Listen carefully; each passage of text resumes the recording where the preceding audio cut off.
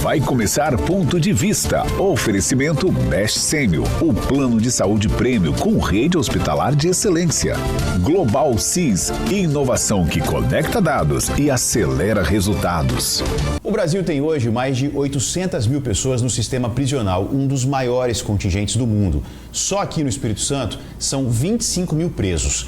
Nesse cenário, cresce também o debate sobre prevenção, ressocialização e iniciativas que buscam reduzir os caminhos que levam à criminalidade. Projetos desenvolvidos dentro da Polícia Penal têm apostado justamente nessa estratégia: conscientização de jovens, cuidado na primeira infância no sistema prisional e apoio à saúde mental dos servidores. Vamos conversar sobre essas iniciativas com a policial penal Graciele Soneghetti, que nos honra hoje aqui com a presença no Ponto de Vista. Obrigado por aceitar o convite. Eu que agradeço, Felipe, pelo convite. Queria começar explicando aqui sobre a sua trajetória, né? Você já tem um tempo na segurança pública. Como é que começou a sua atuação na Polícia Penal e o que te motivou a seguir esse caminho, Graciele? Esse ano eu faço 15 anos de polícia, né?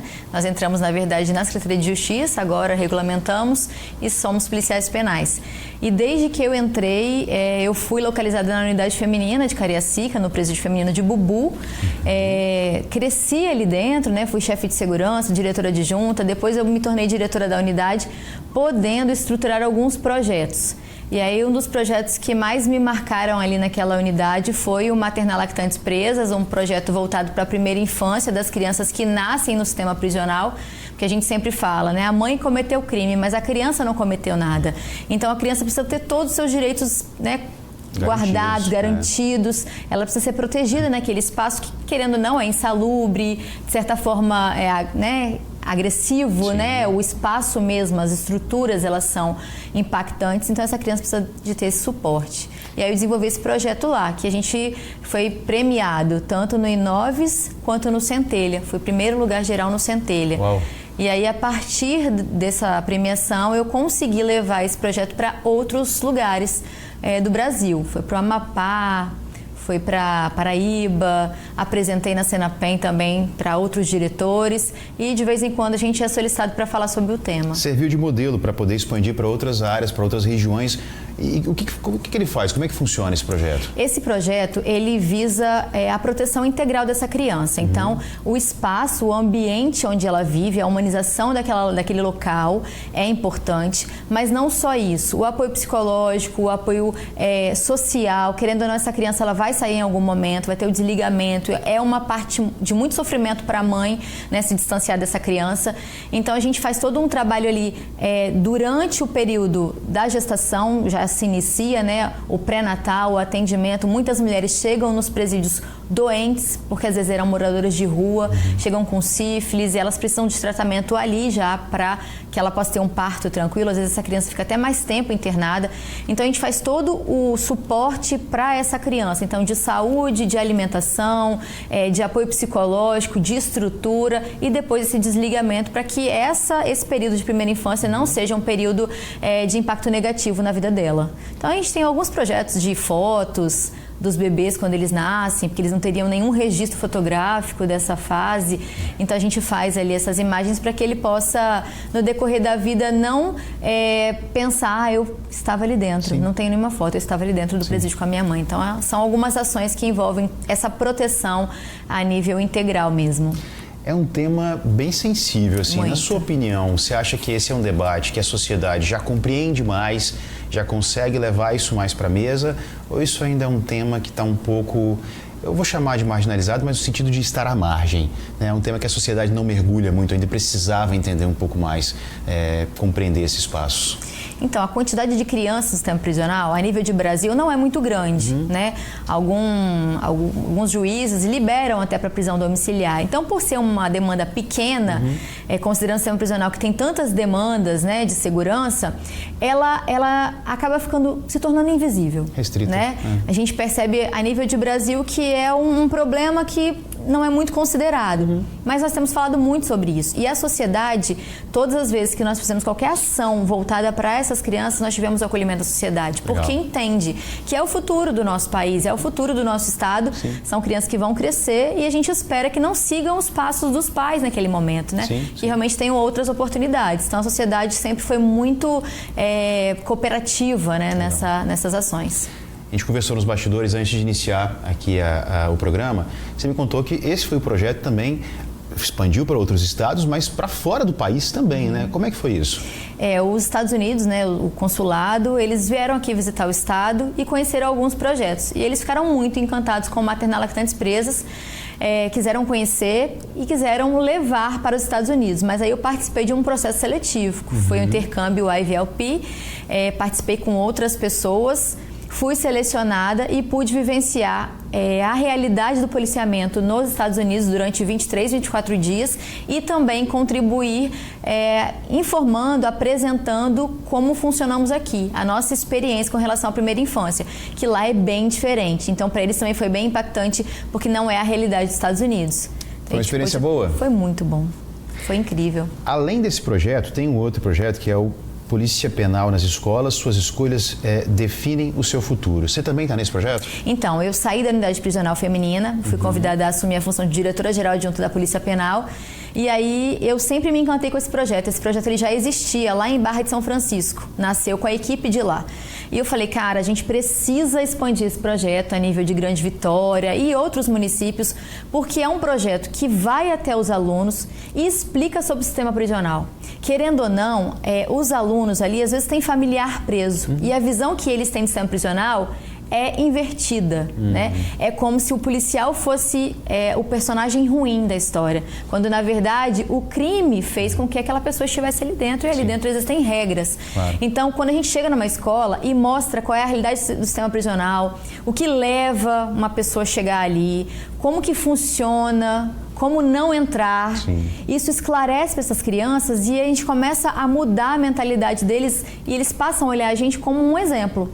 Então tem sido uma experiência muito boa, a gente está iniciando ainda na Grande Vitória, mas toda escola que a gente vai, a gente tem tido um retorno tanto da diretora quanto das professoras, que eles começaram a falar sobre isso e começam a visualizar a polícia de uma maneira diferente. Então isso pra gente é importantíssimo, mostrar para eles a realidade do sistema prisional. Humaniza um pouco mais o trabalho de vocês, Também. aproxima, né? Sim. Que tipo de diálogo vocês levam numa abordagem como essa, né? Dentro de uma escola, com um grupo de estudantes? O que dá para contar aqui? A gente mostra a estrutura, né? Porque eles também, alguns já entraram, mas eles entram numa parte restrita, né, da visita. Então a gente mostra um pouco da estrutura, a gente fala das regras, a gente fala também, a gente conta uns casos reais para eles visualizarem de presos que se arrependeram de estar ali e como eles tiveram a vida destruída por conta de optar pelo tráfico de drogas, né, que é o nosso no feminino, então, é a maior... No ranking tá ali, tá em cima. Feminino é o tráfico de drogas. Então, a gente fala sobre isso porque a gente encontra muitas meninas que, às vezes, socialmente têm a vontade de se tornar mulher do traficante, de ser, né, de entrar nesse meio. A gente começa a mostrar para elas ali o que leva e quais são as consequências disso no sistema prisional. Na sua experiência, acabou de contar que o tráfico de drogas nesse ranking acaba liderando aí o número de ocorrências, não sei como dizer, mas que outros fatos acabam levando essas mulheres ao aprisionamento? Primeiro lugar, tráfico de drogas. Depois tem o furto, que está muito relacionado também ao tráfico, né? Temos também homicídios, mas é um número menor, no caso das mulheres, bem menor. E os roubos, né? Mas também está bem abaixo do furto e do tráfico. No feminino, mais furto e tráfico. Dentro da unidade prisional, agora a gente vai tentar aqui entender um pouco do universo do trabalho realizado por vocês, né? Dentro da unidade prisional, o que é o dia a dia, como é o dia a dia de um policial penal, como é essa relação com quem está ali, né, aprisionado, é uma relação que tem conflito, como é que funciona isso? Então, o Estado do Espírito Santo tem um sistema prisional bastante evoluído, né? Nós temos o controle do sistema prisional hoje. Os policiais penais, eles são muito profissionais, são muito bons profissionais. E no dia a dia, a gente mantém toda a segurança e as regras internas. Não vou dizer que conflitos não existam, porque a gente recebe muitos presos, às vezes, da rua com abstinência, e aí eles chegam alterados, então aí passa pelo médico, pela assistência, até eles entenderem que estão no sistema prisional. Mas os profissionais ali agem com toda a legalidade possível e o ambiente, ele é um ambiente controlado. É um espaço que para o policial penal também acaba sendo um espaço estressante, né? De alerta o tempo todo. Sim. A gente imagina que a qualquer momento pode acontecer alguma coisa, uma rebelião, uma fuga, uma morte. Então é um ambiente de tensão para o policial penal, por isso que a gente faz o trabalho também do psicossocial, né? Hoje com a DAPS, que é a Divisão de Atenção Psicossocial Policial Penal. Nós damos o suporte para esse policial para que ele consiga entender esse contexto, porque muitas às vezes, acho que é um preconceito geral, né? As pessoas não procuram um psicólogo, porque a gente tem, infelizmente, a cultura de dizer que quem vai no psicólogo é doido, e não é verdade, né? Nós todos precisamos cuidar da saúde mental, assim como a gente cuida da saúde física, claro. E se não cuida da saúde física, precisa cuidar também. Então a gente tem esse suporte ali na atenção psicossocial por parte da DAPS. E, inclusive, já vou falar aqui, divulgando, que foi publicado o chamamento público para credenciar psicólogos e psiquiatras para atender os policiais. O edital já está aberto. Está aberto, está no ar já. Exatamente, para que o psicólogo que quiser trabalhar aí atendendo os policiais penais vai ser importante, porque a gente tem, às vezes, um preconceito do policial não ir no espaço da polícia para atendimento, por isso que agora nós vamos credenciar em todo o estado para que eles possam acessar esse atendimento onde eles estiverem, claro. Mais próximo de suas casas. Claro, e a senhora contando aí, eu fico aqui, a gente fica imaginando, quem está em casa certamente também deve estar aí pensando, que rotina estressante que deve ser. E como esse acompanhamento ele é importante. Então, há uma demanda reprimida, por isso o chamamento também, para buscar mais profissionais? Há uma demanda reprimida, porque a gente faz muito trabalho de sensibilização, então os policiais têm procurado, mas a gente percebe que há uma resistência muito grande. Então alguns vão, mas por ser nos espaços da polícia, tem uma resistência. Alguém vai me ver, alguém vai falar, alguém vai contar. Então a questão do credenciamento é justamente para que eles se sintam mais à vontade para procurar o serviço. Estarem num ambiente que não é estrutura ali da Polícia Penal. Então por isso do chamamento. Acho que a gente consegue deslocar essa função para um outro espaço e a pessoa se sente mais à vontade a procurar o serviço. Sim. Como é que é a sua rotina? Hoje a senhora atua em qual unidade? Não estou em unidade, eu estou na sede da Polícia Penal, que eu estou como diretora-geral adjunta da polícia.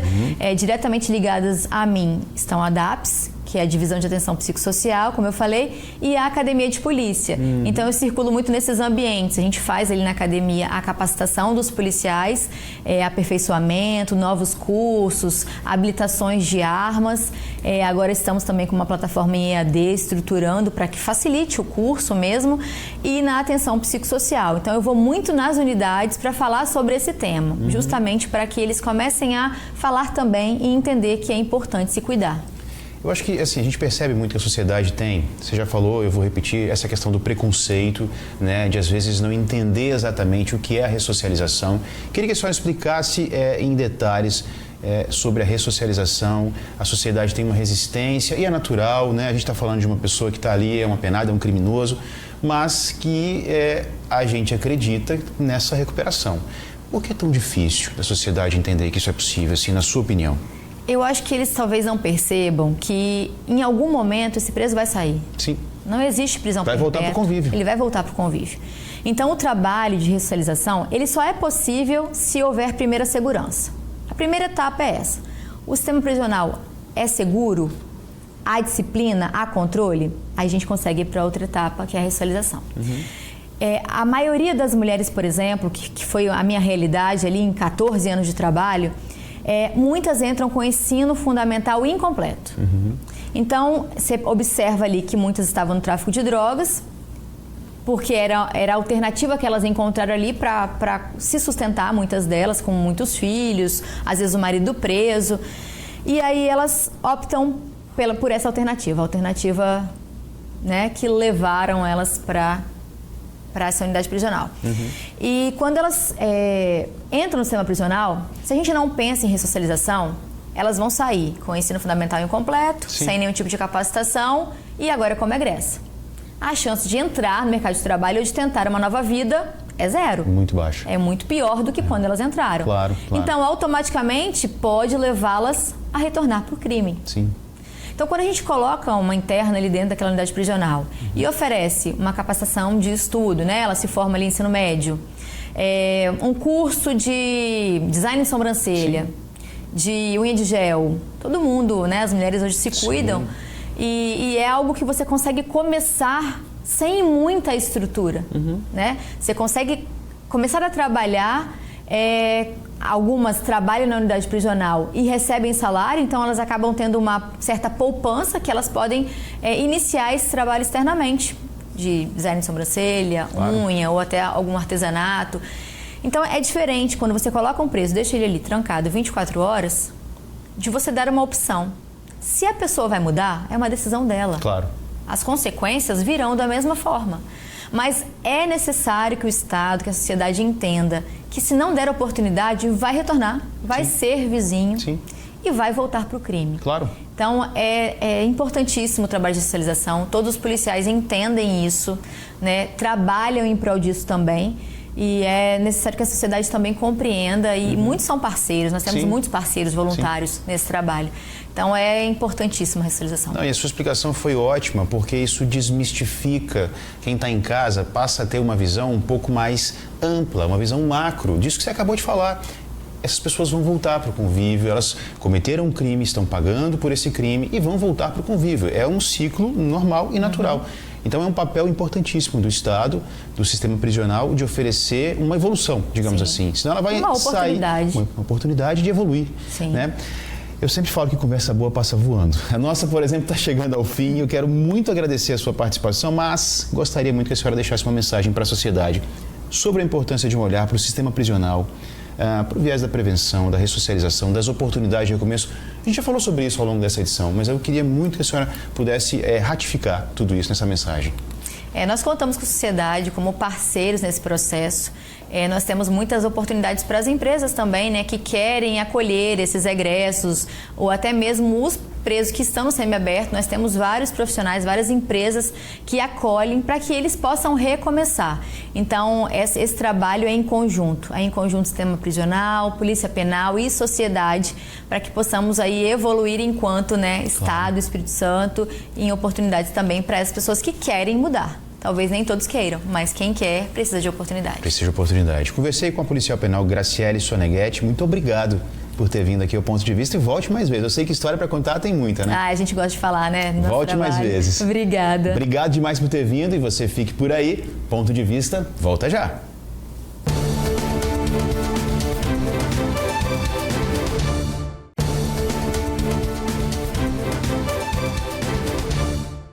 Ponto de Vista de volta na sua companhia e na companhia de Eduardo Pinheiro, especialista em segurança digital. Vamos conversar aqui sobre diversos assuntos, os golpes que estão na praça, para alertar você a não cair, a ficar muito esperto, né, no ambiente virtual, no ambiente digital. Mas eu queria, Eduardo, começar aqui a nossa entrevista, o nosso bate-papo, falando sobre a violência contra a mulher no mundo digital. Nos bastidores, a gente estava aqui conversando antes da entrevista e você me trouxe um termo, scammer. Queria que você explicasse o que é isso. Então, Felipe, o scammer é um golpista online que ele tem como vítimas mulheres, e o objetivo dele é praticar violência psicológica e também violência patrimonial contra as mulheres. Extorquir. Né? Extorquir. A gente, né, vê muito... Infelizmente, só se fala em violência contra a mulher, infelizmente tem que mudar a cultura, né? Mas também a gente não pode esquecer da violência contra as mulheres no ambiente digital. Porque nós temos a Lei Maria da Penha, né, que é uma lei aí que está completando 30 anos esse ano, e ela tem os mecanismos, tem as medidas protetivas, né, graças a Deus, para auxiliar as mulheres na proteção contra os agressores. Já não temos no mundo digital uma Lei Maria da Penha digital. Então já tivemos agora a aprovação, entrou agora em março em vigor, o ECA digital, para proteger crianças e adolescentes no mundo digital, porque são vulneráveis. As mulheres também estão vulneráveis no mundo digital, elas são vítimas de ex-namorados, de ex-maridos, elas são vítimas dos scammers, que é esse tipo de criminoso especialista que tem como mulher como vítima. Ela é chamada também de Dom Juan virtual. Ele foca nas mulheres, aborda essas mulheres nas redes sociais com o objetivo de se aproximar delas, começa ali um romance, né, um namoro virtual, com o único objetivo de tirar dinheiro delas. E essas mulheres, a questão não é só patrimonial, não, porque depois de uns 3, 4, 5 meses, quando ele consegue raspar tudo que essa mulher tem, acompanhei casos de mulher chegando a perder 650 mil reais, Felipe. Meu Deus. Lá na Serra, 650 aqui no estado, mil isso. reais, tá? E depois essa mulher tem conflitos familiares, familiares, porque a família tenta alertar, ela acha que a família não quer a felicidade dela, né? Conflitos familiares. Depois, quando o golpista, o criminoso vê que não tem mais dinheiro, aí ele some de uma hora para outra, aí cai a ficha dessa mulher. Essa mulher pode vir ter problemas psicológicos, né? Ter problemas de depressão, e tem situações que a gente vê a mulher, infelizmente, igual aconteceu em um caso aqui no Espírito Santo, que a mulher assim ficou totalmente desnorteada e começou a andar nua pelas ruas, tá? Depois que ela foi vítima dessa violência, sim, dessa violência no mundo virtual. Faz o seguinte, você que está assistindo o Ponto de Vista agora, para um pouquinho com o seu celular, deixa ele de lado, presta muita atenção aqui agora no que a gente vai falar. O recado é principalmente para as mulheres, mas os homens também utilizam aplicativos de relacionamento, as próprias redes sociais, que se tornam um mecanismo para conectar você com alguém, e a gente nunca sabe quais são as intenções dali para frente. Então vamos conversar muito sobre isso agora no programa de hoje, mas eu queria que você explicasse o modo de operação. Como se dá esse encontro que se transforma aí no scammer, como você disse? São mensagens que são trocadas, esses homens vão se aproximando dessas mulheres que às vezes saíram de um relacionamento, estão abaladas, estão ali vulneráveis de alguma forma, e eles se aproximam e vão naquela dor. E a partir disso vão armando um circo. Perfeito, isso é muito triste, né? Eles se aproveitam. Às vezes, o perfil dessas mulheres, eu fiz um estudo durante 2 anos, né? Porque na Delegacia de Crimes Cibernéticos, durante 20 anos, eu percebia de forma empírica que as mulheres eram as maiores vítimas de qualquer crime com algum tipo de violência no mundo digital. Violência patrimonial, violência psicológica, violência sexual, mulheres sendo vítimas de estupro online, tá? Isso é possível. Então, eu falei assim, agora eu preciso fazer um estudo para tornar isso ciência. E fiz no meu mestrado em políticas públicas, fiz esse estudo e consegui ali extrair que 86% dos crimes com alguma forma de violência, olha só esse dado, hein? 86%, as vítimas são as mulheres. E essa categoria de criminosos, scammer, Felipe, é um criminoso que se aproxima da mulher na rede social. Ele se aproxima, ele percebe que essa mulher ela é solteira, né? Assim, tem uma idade já avançada, né? Acima de 50 anos. Sozinha. Divorciada, sozinha, ou seja, está disponível. Carente. Né? Carente, acaba se aproveitando disso, elas estão vulneráveis, né? E é uma tristeza o que ocorre. E também está muito comum, agora é bom alertar você, mulher que está acompanhando, a importunação sexual também online, tá? Essa semana eu recebi umas 2 ligações de pessoas que conseguiram meu telefone através de amigos, mulheres que estão sendo abordadas no WhatsApp por videochamada, né? E os caras já fazendo atos obscenos para a mulher estar vendo isso. A mulher se sente, lógico, óbvio, desrespeitada, né? E isso é crime, tá? Crime de importunação sexual. A mulher deve fazer o quê se você for vítima aí desse comportamento criminoso? Produzir provas, é que a gente sempre orienta, né, Felipe? Você ali, a mulher faz um print, se for possível, faz um print, número do telefone, né? Cria materialidade e depois vai na Delegacia de Crimes Cibernéticos, você que reside na Grande Vitória, Delegacia de Crimes Cibernéticos, que funciona lá na Avenida Marechal Campos, tá bom? As mulheres que residem no interior do estado, aí você vai na delegacia mais próxima da sua residência. Mas não deixe de denunciar, tá? Porque acredite na investigação, acredite na justiça, que esses homens criminosos precisam ser punidos. Uma dúvida, Eduardo. Existe também uma forma de você registrar um crime, um boletim de ocorrência, seja lá como for, pela internet, no site da própria secretaria. Mas, nesse caso, é melhor que a mulher, que a vítima, vá até uma delegacia?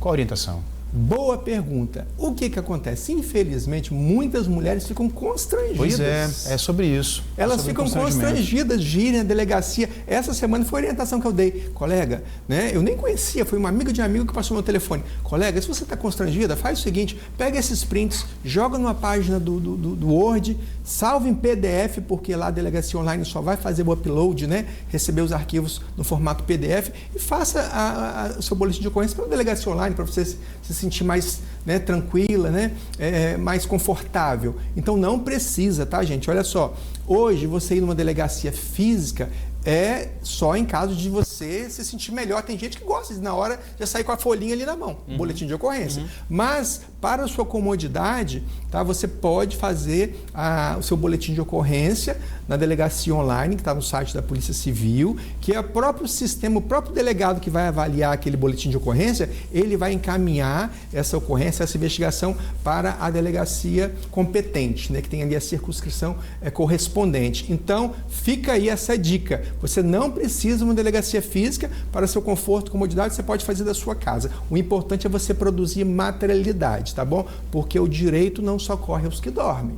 Né? Então, quem acusa, cabe o ônus da prova. Então, você tem que levar alguma prova. Né? Até mesmo, às vezes, se você tiver condição, você pode ir no cartório fazer uma ata notarial, que também é importante. Quem é advogado sabe disso. Excelente. Faz uma ata notarial. Se não for possível, não tiver dinheiro, que é caro, né? É 200, 300 reais, pode ser o seu print, salvo em PDF, que é válido como prova. Eduardo, sempre muito bom te receber aqui no Ponto de Vista. Aproveitar aqui sua expertise, sua experiência, seu conhecimento. Além desse tema que você trouxe para a gente, eu queria muito abordar um outro tema que acontece muito frequentemente, isso eu posso falar até com relato próprio, porque eu recebo constantemente ligações de números que dão conta de que eu preciso regularizar uma situação de crédito, muitas das vezes em bancos de que nem sou cliente, e aí clique daqui, clique dali, e vem uma pessoa conversar com a gente, eles colocam, já avancei nessa conversa, falei, quero ver até onde isso vai.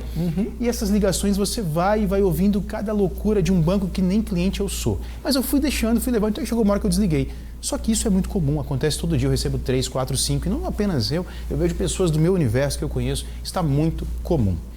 Onde é que essa ligação, onde é que esse crime vai chegar? O que acontece se a pessoa vai continuando e ela, infelizmente, acaba caindo nisso, não percebe que é um golpe? O que isso pode acontecer? Vai ser extorsão também? Então, sim, pode ser extorsão, né, ou um estelionato.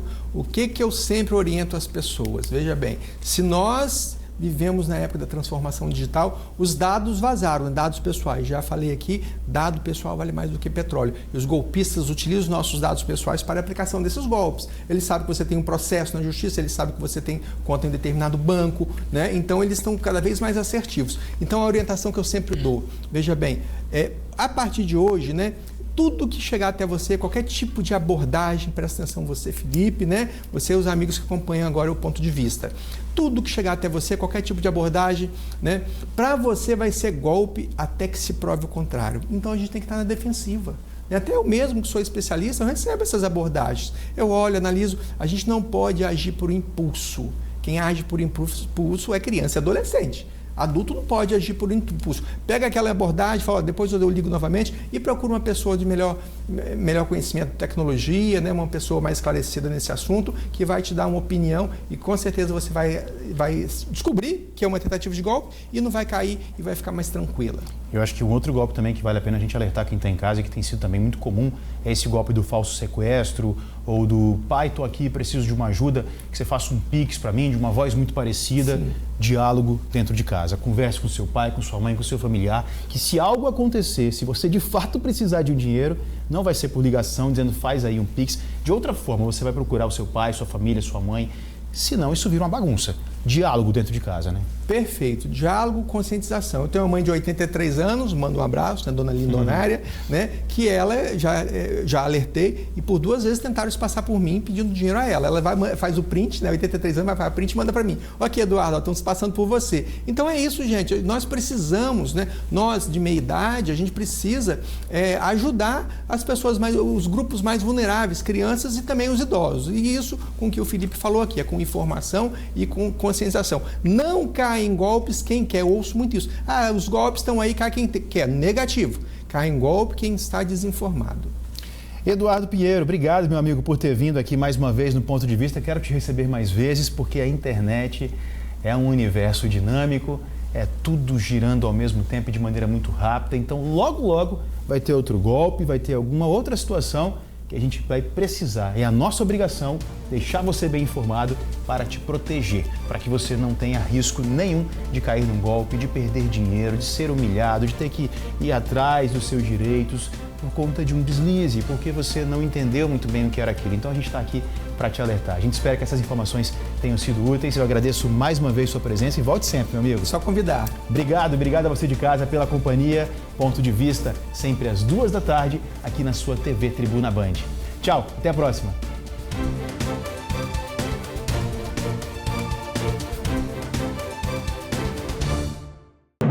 Você assistiu Ponto de Vista. Oferecimento Best Sêmio, o plano de saúde prêmio com rede hospitalar de excelência.